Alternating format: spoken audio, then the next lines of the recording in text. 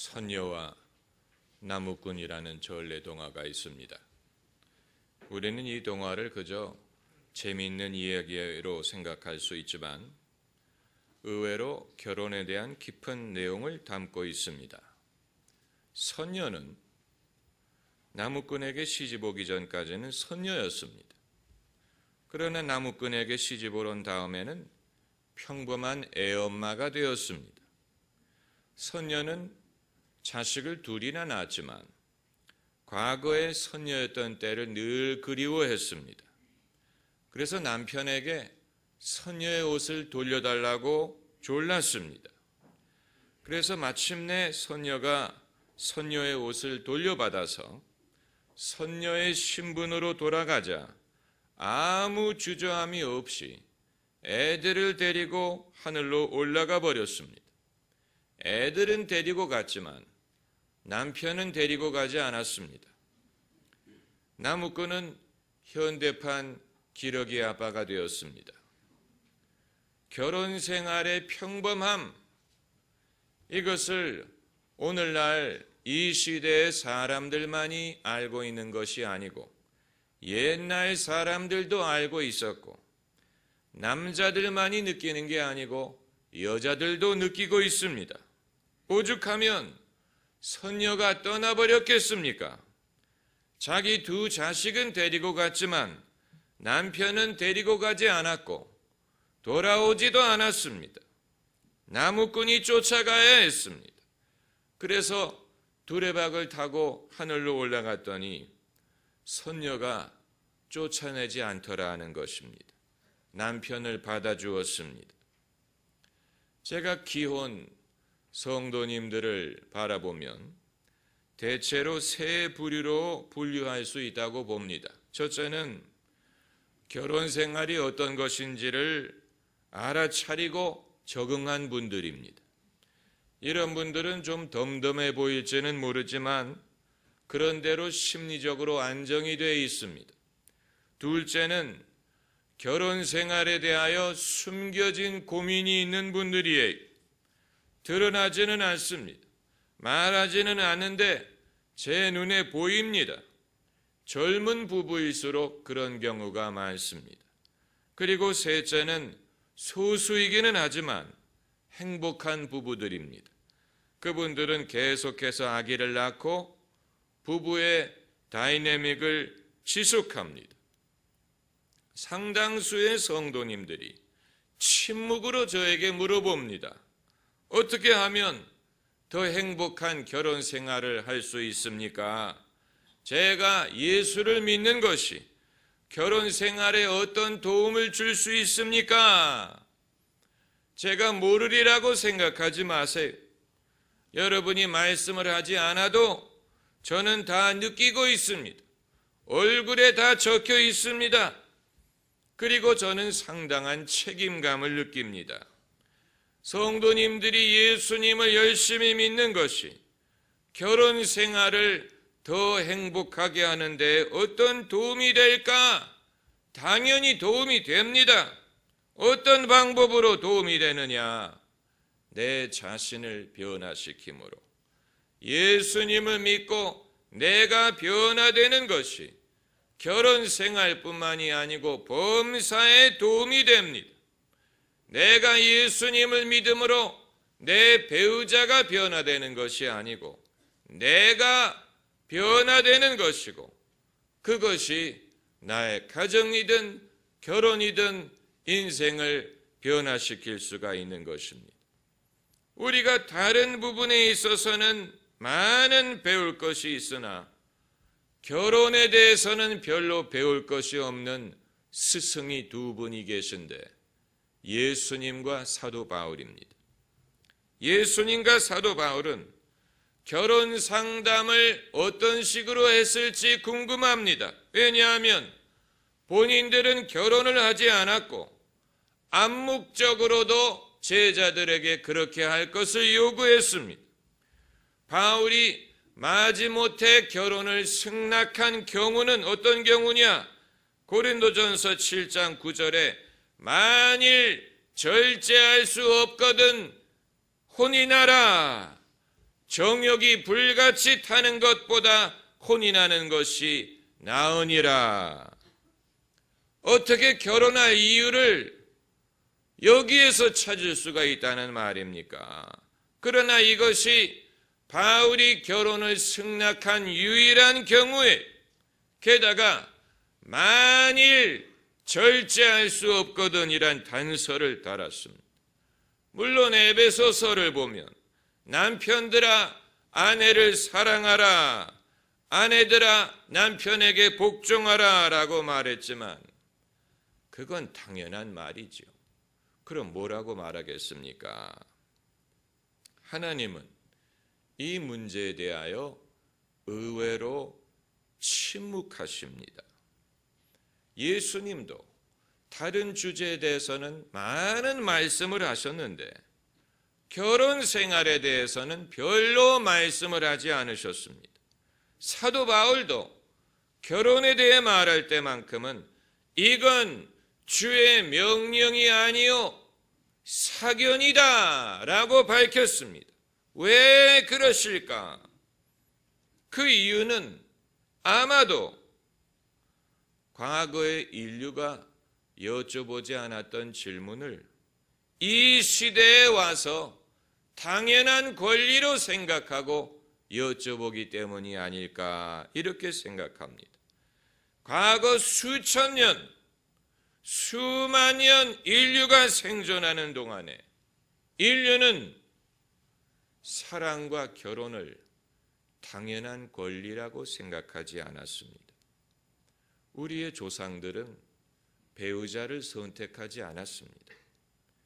사랑하기 때문에 결혼하는 것이 아니었습니다. 부모님이 배우자를 정해 주었고 거기에 순종했습니다. 결혼했기 때문에 사랑하는 것이라고 생각했지 사랑하기 때문에 결혼한다는 생각은 그들에게는 매우 생소한 개념이었습니다. 이삭이 자기 아내를 고르지 않고 아버지가 골라주는 여자와 결혼한 것과 마찬가지입니다. 그렇기 때문에 장구한 세월 동안 우리 조상들은 결혼을 했기 때문에 당연히 사랑하는 것이라고 배웠고 그렇게 살았습니다.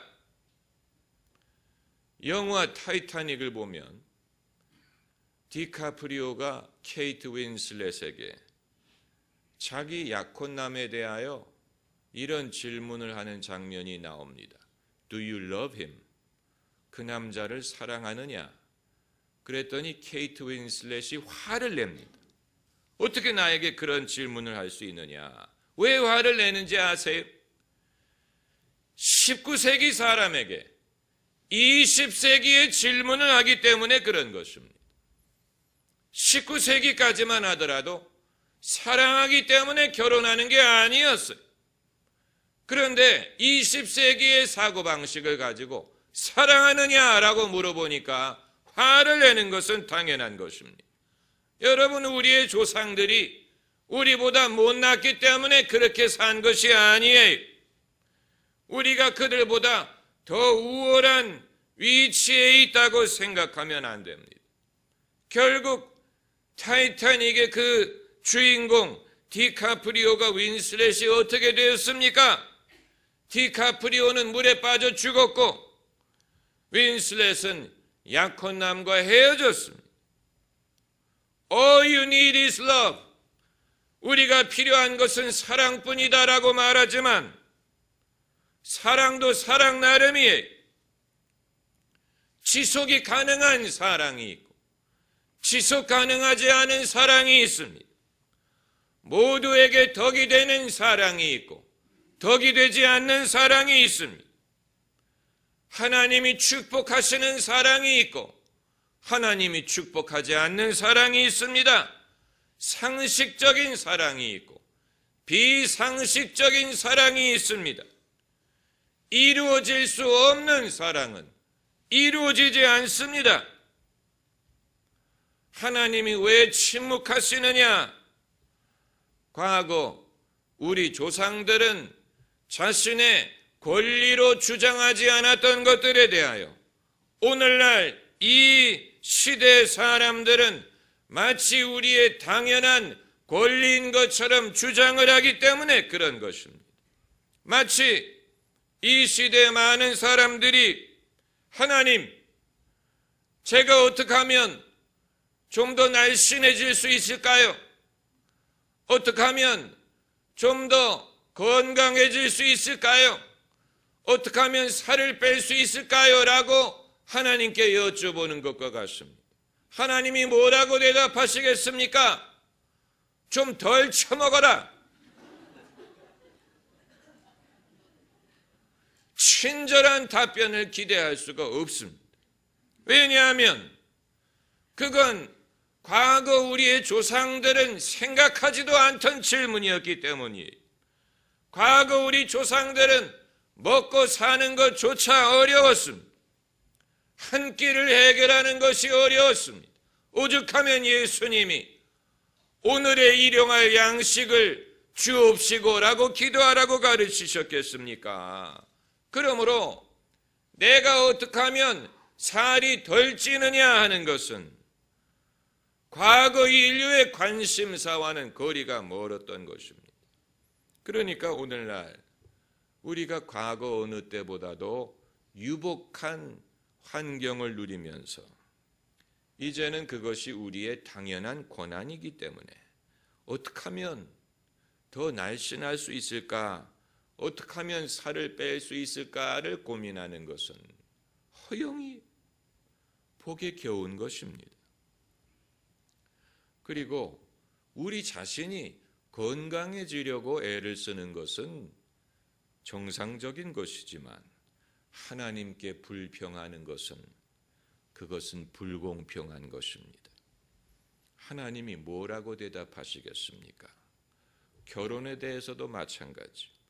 과거에는 사람들이 배우자를 자기 스스로 선택하지도 못했고 결혼했기 때문에 당연히 사랑해야 되는 것으로 알고 해로했는데 행복한 가정을 이루었는데 이 시대에는 배우자를 고르고 또 골라서 사랑하는 사람과 결혼을 했는데도 불구하고 마음에 맞지를 않고 다투고 흡족하지 못하다면 거기에 대해서 하나님이 해주실 수 있는 말씀은 별로 없는 것입니다. 그러니까 우리의 생각이 좀 바뀌어야 됩니다. 사랑에 대하여, 행복에 대하여 신비한 기대를 버리면 오히려 삶을 더 감사하게 여기고 즐길 수가 있을 것입니다. 오늘 본문은 이삭과 리브가가 결혼하는 장면을 담고 있습니다. 이삭은 결혼이 늦었습니다. 그가 나이 40세가 되어서 장가를 갔습니다. 창세기 25장 20절을 보면 그 나이가 40세였다고 말하고 있습니다. 아내 이삭을 자기가 선택한 게 아니고 아버지 아브라함이 신뢰하는 종을 하란에 보내서 거기에서 신부감을 찾아서 데리고 왔습니다. 그러나 오늘 본문을 보면 이삭은 리브가를 아내로 삼고 사랑했다라고 말하고 있습니다. 이삭이 모친 상사 후에 위로를 얻었더라고 했습니다. 성경에서 우리가 행복했을 것이라고 짐작하는 부부가 몇 쌍이 있는데 아브라함과 사라가 그랬으리라고 생각이 되고 그리고 이삭과 리브가가 그랬으리라고 짐작이 됩니다. 그들은 행복한 부부가 되었습니다. 그 비결이 무엇일까? 그 비결은 이삭과 리브가 둘 다에게 비결이 있었습니다. 먼저 리브가는 총명한 여자, 용기 있는 여성, 친절한 여성, 시아버지 아브라함처럼 믿음이 있는 여성이었습니다. 그리고 이삭은 순전한 사람, 겸손한 사람, 순종하는 사람이었습니다. 오늘 본문 63절을 보면 이삭이 저물 때 들에 나가 묵상하다가 눈을 들어보매 약대들이 오더라. 리브가를 만나기 전에 야곱이 저녁 무렵에 들에 나가 묵상하고 있었다라고 했습니다. 이삭이 총각으로 살 때 총각으로서의 자유를 마음껏 즐겨야 될 것으로 여기지 않았습니다. 이 여자 저 여자 사귀면서 총각의 권리를 마음껏 누릴 것으로 생각하지 않았습니다. 그는 그의 개인 시간에 순전하게 살았습니다. 아버지의 처분을 신뢰하고 받아들였습니다. 아버지가 정해주는 배필을 자기 배필로 받아들였습니다. 이삭에게는 이와 같은 겸손함과 순전함이 있었기 때문에 이것이 이삭이 소유했던 뛰어난 면모였고, 이것이 성공적인 결혼 생활을 가능하게 한 것뿐만이 아니고 그의 인생 전체에 큰 자산이 된 것입니다. 그의 삶 전체가 형통할 수 있었던 비결이 바로 여기에 있습니다. 하나님은 우리를 차별하신다고 생각하면 안 됩니다. 하나님은 누구에게 더 특혜를 주고 나에게는 그렇지 않다고 생각하면 안 됩니다.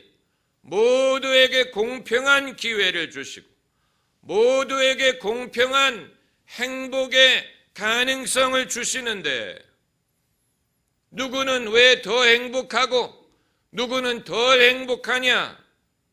그것은 그 사람의 선택과 겸손과 순전함에 좌우되는 것입니다. 그러므로 오늘날 현대인들이 과거 어느 때보다도 더 많이 알고 더 많이 배우고 더 많이 누리고 있는 것 같지만 겸손하지 못하고 만족하지 못하고 감사하지 못하기 때문에 과거보다도 더 행복하지 못한 것입니다. 선녀와 나무꾼의 얘기로 돌아가면 그 이야기는 해피엔딩으로 끝납니다. 그러나 그들의 해피엔딩은 이 땅에서 이루어진 게 아니고 하늘에서 이루어졌다는 점을 주목해야 됩니다. 아무리 선녀 같은 아내가 있더라도 이 땅에서는 한계가 있다는 얘기예요. 그 사실을 안다면 인간은 무지개를 쫓아다니지 않을 것입니다. 이 땅에서 하나님의 주시는 분복을 누리는 법을 배워야 할 것입니다. 기도하십시다.